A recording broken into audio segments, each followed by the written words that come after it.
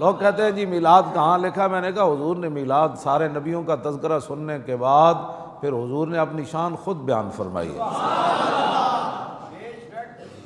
وہ تو کوئی جانور بھی خوش ہوئے۔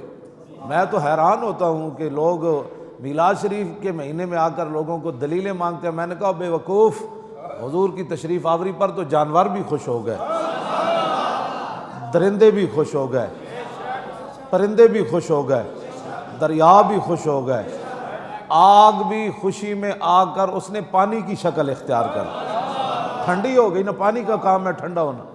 ہاں تو پانی کے اندر آگ کی خاصیت پیدا ہو گئی اور آگ کے اندر پانی کی خاصیت پیدا۔